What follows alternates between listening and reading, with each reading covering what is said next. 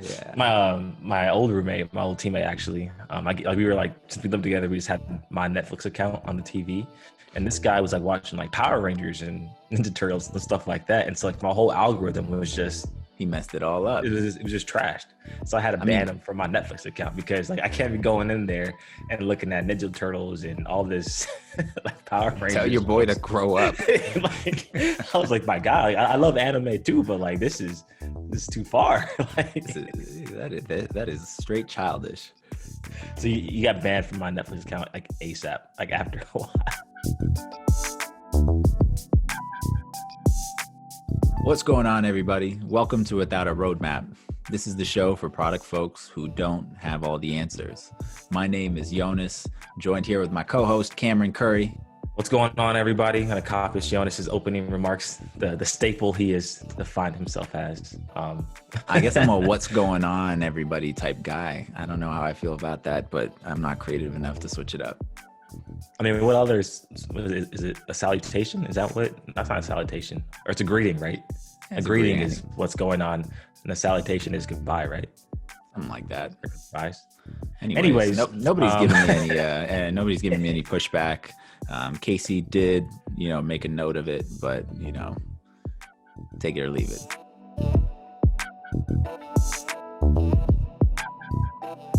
This week, kind of wanted to recap our last learnings of everything customer success. And so, as everyone knows, we had that nice series of the 4 guests coming on and dropping the knowledge and also educating us on customer success, what it is to them. And we framed it as a 101 series, and where it was pretty much Jonas and I's secret play on learning more about customer success with all of the stuff going on internally at Parlor. How we want to do customer success or improve upon what we're already doing, and also our plans for 2021. Mm-hmm. Yeah, so it's CS101. I feel like that, I guess it works that it's, the 101, it's just the beginning. It's like that's the tip of the iceberg. Is we started the foundations. Yeah, it's a foundations course. And, as we started to dive in deep, it's, really made it clear to us that customer success is, a very deep and expansive. There's a deep and expansive amount of knowledge for folks to gain on the space. And I don't want it to seem like we tried to cover everything, but really hoping that starting this series is just the beginning of kind of covering these topics in the podcast. We have lots of plans to continue that going forward, and a large part of that is because of kind of the direction of our company, our, internally from a, kind of organizational standpoint, our push to focusing more and emphasizing customer success, but also, the functionality in the product itself and, the kind of trend that we're going towards, which is supporting customer success teams. So there's kind of a, dual layer in why we wanted to have that series. And I think it's kind of taught us a lot, but, made us recognize that there's still so much to do. Yeah. And in terms of, you spoke about like the functionality and the features we're building at Parlor. I mean, a lot of that is coming directly from our own customers, right? They see the vision and the potential that Parlor has to offer, and so they've been super helpful in guiding us along the way, and it's allowing us to use our own product to build Parlor, right? So taking in customer feedback requests and turning that into something that is valuable for them to use Parlor for to help manage not only their feedback, but their whole customer management and relationships and all the customer journey and all the other customer success topics, words, things, items that go along with it. There's so many now, and everybody does it differently, that it's super fun to learn about and see how all organizations are running customer success. Like, as you mentioned, it's a newly and hotly growing field. And, we thought that what better way to kind of cap off that foundations course than to recap some of the most interesting things that we learned from those conversations. So today, the plan is to, have Cam and myself discuss a little bit about what we learned and try and, pull back some of the layers of interesting insights dropped on us from the customer success leaders that we spoke with over the course of that series. For sure. Yeah. So how about you kick it off with one of your first topics? Yeah. or So learnings? it kind of required me to go back and listen to a lot of these because there were so many interesting things that were mentioned. And going back to that first episode with Erica from Privy, the VP of Customer Success over there. Somebody who I've gotten to speak with, work with directly, as they're also a Parlor customer. Really, really enjoyed speaking with her and learning from her. And one of the things that she said that really stuck to me was the importance of customer success and kind of being, a priority across every single team in the organization. So, I wish we could pull up the quote. I don't know what sort of production quality we'll have here if we can do a pullbacks of the recording. But the essence of what she was getting at was it's important to understand that customer success needs to be a part of each team and work across each of these teams in order for your customer success and your organization to function well. And it really got me thinking about how we can improve internally, and starting from each of the different organizations and how they can kind of drive us towards improved customer success outcomes. So you think about the impact on the sales side, making sure that from the get-go you're making those getting qualified leads who are actually going to be a good fit for your product, so that you're setting them up for success when they actually become users. I think that also has a more important long-term effect in terms of when you're looking at the cost of actually acquiring that customer. If they're actually not a good fit and a year later down the line don't renew, that you're actually your company is losing money at that point. And there's a lot of kind of research that shows that first year is really really costing your team more than whatever for in most cases the actual cost of that account or the deal. Mm-hmm. And then looking at it from the marketing perspective, being able to really learn from the things that your customers are seeing in your product, and from a support or marketing standpoint, what sort of education they have around your tool, and being able to learn from that and make sure that you're improving the way that people kind of understand the value of your company and kind of all the different touch points that they have, whether it be in the blogs that you post or the messaging that you put on your homepage. All of that has a huge impact, and the desired outcomes or the understood value of your product. And so it's really important that there's alignment there, so that folks who are using your product or considering using your products are kind of coming in with the right understanding, and that you're not just selling them on hopes and dreams that you can't actually satisfy.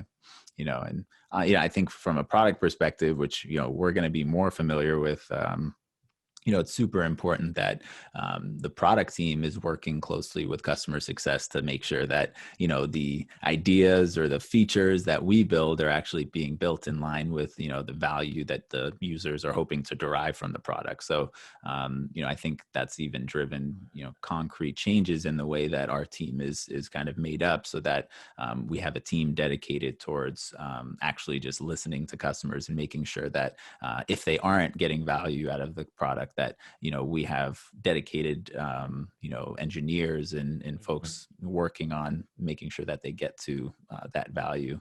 So Yeah. really interesting. Yeah, I think the biggest thing I learned from Erica's point is that to kind of always parallel it to product, since that's what we know best. People like to talk about how a product is so ingrained in like every aspect of the organization, because you're obviously building features that the sales team's got to sell. You're building features that the marketing team has to position in the market in order to get in those inbound leads, and then obviously you're working with engineering because that's how you get things built. And then customer success is the same way, right? Like your CSMs or customer success function is involved in the sales process, making sure there's a good handoff between sales and customers, so customer success folks, just so that the first month or first 3 months or whatever the onboarding timeline is smooth as possible, so that customers are getting a great first experience of not only your product but your entire company. And then for marketing, like right now, I feel like there's a huge focus on marketing to people that aren't your customers, but I think there's a growing trend of how important customer marketing is, right? So producing content materials to not only provide education, but get your customers excited about all the things that your product or service has to offer. Not only the Mm-hmm. things that they're currently using and they know well, but things that they're not using that they can get a lot of value of. If they just have some like that extra push to get them, whether that's education or just like some fun content that shows the value of things that they're not using that they're missing out on. And then product, obviously the super important relationship in my mind, because it's like the direct parallel of like what your customers are saying and needing and all the things they want to be successful in your product. And then obviously the handoff in that loop with the product team to get those things built, or maybe just get those things better defined so that you're not just talking about solutions, but you're rather focusing on like what the actual customer problem is or the pain that they're experiencing to get a better defined solution. Because if you just jump straight to solutions, it's not always going to work out in your case. Mm-hmm. Especially when you're building for, you know, teams that you might not be as familiar with their use cases of. So in our case, building for customer success teams, we're product people.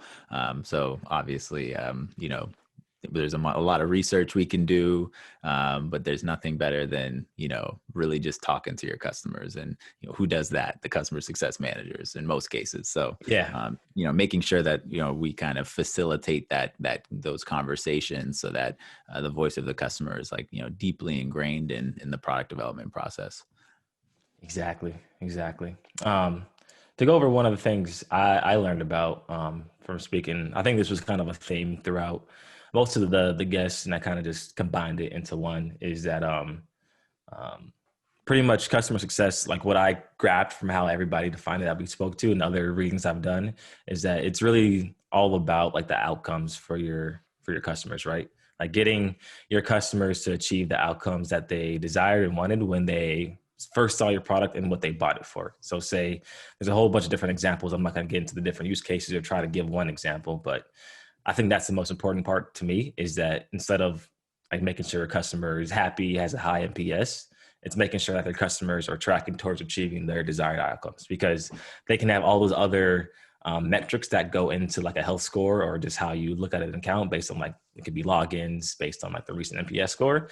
But if they're not getting the outcomes they desired, that means they're not getting the value out of the product that they hope to. And that's probably a bigger indicator of if a customer is going to not renew rather than a low NPS score, because like people don't like products all the time, but they renew because they know it's valuable to their business, and they fear that without that product or service, they wouldn't be able to run their business. So they keep renewing, even though they hate the product, right? Right. Yeah. And I think I mean, this guy recently got into the, you know, customer success ecosystem and like the thought leadership space. And I think the term now is like success milestones. That's what Lincoln Murphy, who's like Mm. the man in that Oh, space. who's Lincoln Um, Murphy? Do tell, educate uh, us. I don't know much other than he wrote the book. I think the book is called like Customer Success, and Oh, the customer success economy. Is that what it is? I I don't know think if I'm. I think it's like the customer say. I mean, you know, I'm out here reading his blog, so you know, it's kind of like the easy. That's like the Spark Notes. You know, I'm reading the articles he posts, and I can kind of just look at the specific ideas that I'm interested in learning more about, rather than being more like actually well read on the entire topic. But as far as I know, he's the man in the space, and you know, success milestones. That's what he's calling them. We got to get him on the podcast. Hey, That's Lincoln our Murphy. success milestone. The one thing I do like about like the whole customer success like ecosystem or industry is how everybody within the space is like so open about sharing like their frameworks, their different programs they run, and how to improve upon the customer success process and function as a whole, which I found super helpful for us, because like we need to be educated on what the growing trends are, since we're going to be making products for customer success folks and also selling into that space. So it's been super helpful for us to have all of that wealth of knowledge just out there on the internet for us to just easily find, dig into, and kind of just nerd out about to see like what the things that are important to those folks are. Yeah. Yeah, it's like similar to, product development.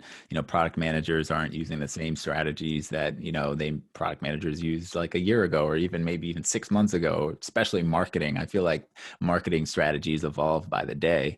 And yeah, the same goes for customer success. And I'm excited to start diving more deeply into, the thought leadership ecosystem for the space so that I can kind of keep in touch with what's new and what's happening. We're like, what's happening in customer success? That's just, who am I? Who am I now?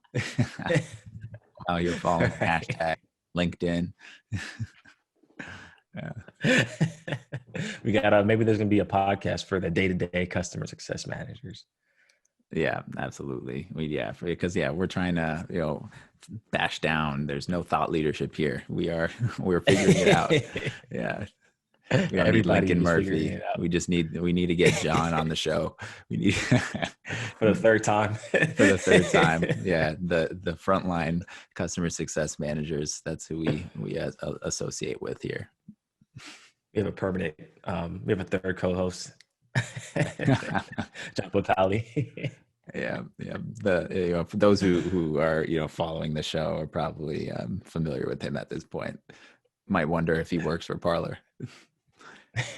That is true. And for those first-time listeners, John Potali, customer success manager at a company called Zappy, and also one of my best friends, an old college basketball teammate at Boston University.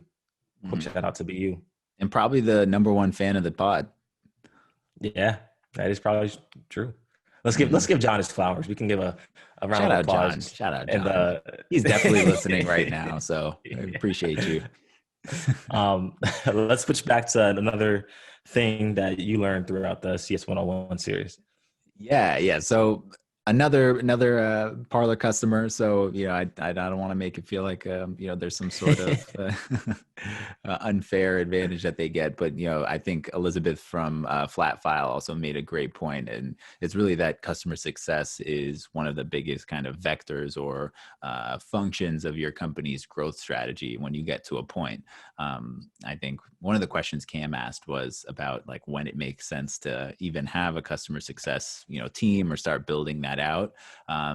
And I think her response was really smart, and it was kind of customer success should be something that you're thinking about from the beginning. It's whether or not you actually like build the function out and hire somebody with the CSM title is besides the point. But as you grow, it's important that you are paying more attention to customer success from early on in the sales process. You're making sure that you're getting folks in the earlier stages that fit that minimum viable segment that you're building for. You want to make sure that they're good fits for your business, and that way you can support them and make sure that they're getting value and learn from their use case.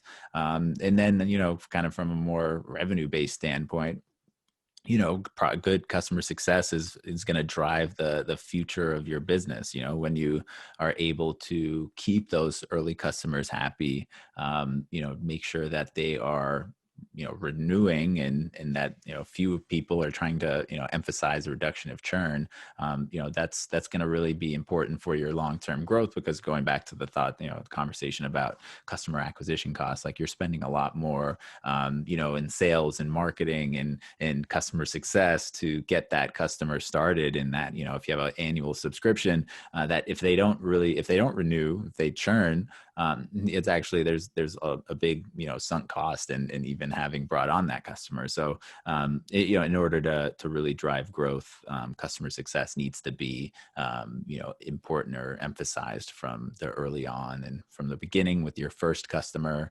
and kind of just kind of iterated on and grown upon over time. Yeah, I 100% agree, because if you wait too long and you get too many customers, like you've already built a culture in your company, and you've already built all these other internal processes without even knowing it, and trying to like hammer in like, oh, we need to be customer centric, or we need to focus on customer success. It's hard to do in the time frame that you probably are trying to do it in. So say you want to be more customer centric within a month. Like it's going to take a lot of time to break down those habits and form new ones to make sure that customers are at the forefront of everything you do and the focus of everything you do. So 100% agree there that you need to have customer success baked in the very beginning. I think Keith does have a point. Keith, their CEO, he mentioned that like having product managers as the de facto customer success people until you actually hire one is good for in some cases, especially when you're still trying to reach product market fit and you're really focused on still getting the most value out of the product. Like it's super valuable to have the actual product people in charge of setting the direction of the product involved in all the customer success function out or process, just because you're hearing directly from the customer. I do think you can also you can do both, right? You can have a dedicated customer success person early on that's really focused on like they're going to be more focused on making sure let me go back. They're going to be more thinking through all the things that a customer will need to be successful, not just from a product point, but also all the other things that go into customer success, which will in turn probably better inform like the product roadmap and what product managers are thinking through. Because a lot of the times I would say, especially early on, like PMs are focused on new features rather than all of like the small mini interactions that actually make a really good product. Right. So Yeah. like when The you're sexy building, new pillar yeah, of the product, of like course. it's nice. Like obviously it's going to provide a lot of value, but then you're ignoring all of like the small interactions that really make a product really valuable and useful to their workflow, right? So if you're just always focused on new pillars, you get the new component, new module in your product. All right, now time for the next one. You miss all of the other interactions that actually tie that one pillar together in your product to make it really shine and delightful for your customers to use. Yeah. And So I, having, yep, go ahead. I would say I think that's where like the customer success manager from day one will really shine. It's not really focused on like all of the retention because that's going to be like a lagging thing that happens in like a year. So you really Yeah. wouldn't see that benefit up front, but the benefit you do see is all the use cases that they would highlight for the product team, right? Because they're going to be looking at the product from the perspective of the actual customer. Right. Sometimes product managers look at it from like the perspective like of how they see it because they're in it every day. They know all the little interactions, they know all the workflows, all the workarounds. But when you take a step back and put yourself in the seat of an actual customer and go through how they would use the product, it's going to uncover a whole bunch of things that as of recent we're starting to uncover ourselves too by thinking in that by having that mindset switch. Yeah, and we're in a unique situation as well where, we are the CSMs, we're working directly with the customers and, have the closest, are nearest to the voice of the customer, but we're also a product team that uses our own products on a, daily basis at this point, which is definitely unique. And we're lucky that we're building a tool for product and customer teams, and we are the product and customer team. So, I think we're in a good situation. It, puts us in the seat of those customers, and I think we learn a lot from that. But not everybody's got that, Yeah. is able That to get luxury. away with that, the Yeah. luxury for sure. So Yeah. having customer success is like a staple, or in the product development process, whether that's biweekly meetings or having them, they should have a seat on a pod. Maybe you could even make that argument. Who knows? Maybe we Yeah. make that argument in a later episode. The funny thing about like building the product that we also use is that when like we're QAing things in lower environments, I'm like, should I just start like adding real information here and just copy and paste it over, or is that just a waste of my time? Like I always debate that like in my head. I mean, I think it could be valuable to do because then you can actually see like if what you're building is going to work out, not only for yourself, but like other folks like you that will be using the same product. But it's my internal struggle that I battle with. But on to our last learning, which is one of my learnings before we wrap up the pod for the week, the day, for the episode, um, is kind of similar to my first point about outcomes. It's you want to make sure your customers are getting the outcomes that they set out to achieve with using your product. And I think this second point to me is super related. It's making sure you lay out the clear vision for how your customers will get to that outcome, right?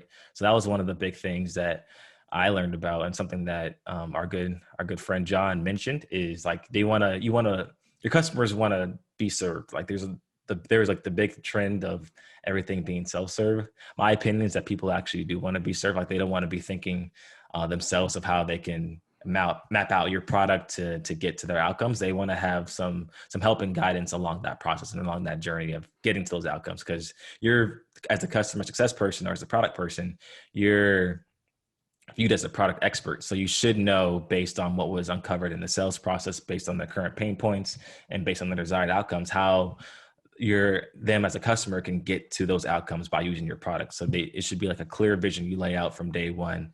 Say, hey, I know you want to hit these three, what was the term? Your boy Success used? milestones. So these are your success milestones, and this is how we're going to get there by using our product. And since you as a customer success person are the product expert, you should know clearly how to get there by using the product and all of the different steps and maybe tasks completed to get to that step in the journey to check off a milestone as you go along the customer journey.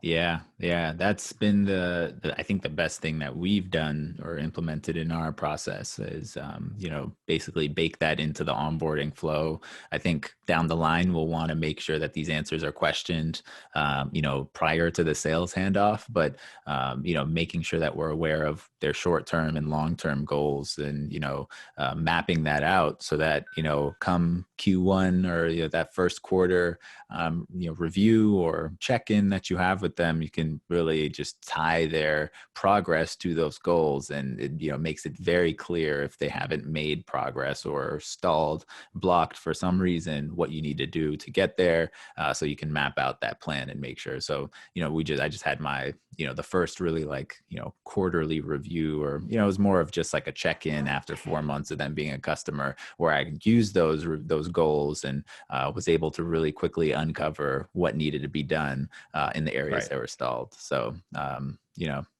very, very important that you're kind of establishing those better understanding the use cases with those customers early on, so that you can really quickly identify when they're blocked. Yeah, and I mean, at times it's going to lead to some uncomfortable conversations, right? Because say they're not using their product, or maybe they're not holding up their end of the bargain and the plan you laid out. You're going to have to confront them and say, hey, you need to do X, Y, and Z better, or just start doing it. Because if you don't, we're not going to reach those outcomes we laid out at the very beginning of our partnership together. And so can't be afraid to highlight those things and actually push your customers to doing the things they need to be successful in your product. I feel like that's an interesting topic for another pod, is, how do you communicate to your customer when they're not helping you as a CSM by, not completing or getting the value that you think they can still get with your product? Like, how are you? That's definitely an interesting wordsmithing experiment. Yeah, I think what I've been thinking through is just being more transparent and upfront about it. Mm-hmm. Oh, Coco just had a big cough. If you heard that yak, Coco is my dog, by the way. Let it out, Coco. I think what I was thinking through is just being transparent and upfront, right? So say you have a renewal coming up, just be very upfront, like, hey, you have a renewal date, or your contract and subscription ends in two months. Like we need to start the conversations to make sure that we renew this partnership, because we know that you can get a lot of value out of using our product. And if those milestones are still unchecked, it's being upfront and saying, we wanted to accomplish this, and you didn't help, or we didn't do this because of XYZ, and probably trying to worse, but like you said, not putting all of the blame on them, but making it like a mutual, like a team effort to get those partnership. Yeah, to get those success milestones checked off. So that they know that they're receiving the value, and that then you're demonstrating that value back to them and saying, hey, you wanted to accomplish this milestone. This is like everything all the value you received by accomplishing this milestone. And then what do you do if they just say like, nah, I'm good? I don't know. You gotta think through that. Show up on their door at their doorstep and with the ski mask on. It's with customer success, gets dark real quick when your customers don't hold up their end of the bargain. Yeah, that's a good point though. But like you said, for another day, we can discuss that maybe in our CS102 or whatever we want to call the next CS focus series. That can be one of the topics. Hmm. Yeah, we should probably put a disclaimer on this episode that we're not coming for our customers just because they didn't realize their value. Oh, and with that, I think that's a nice little recap of CS 101. A lot more to come on the customer success topics. And, if this is something that you find interesting, please let us know. Please share any topics that you're interested in learning more about or hearing us discuss. And of course, as always, don't forget to like, subscribe, And tell your share. mom, share it with your mom. And that does it for today. Your dad. Don't forget your dad. As we slowly fade out. And yes. cue the music, Casey. Mm-hmm.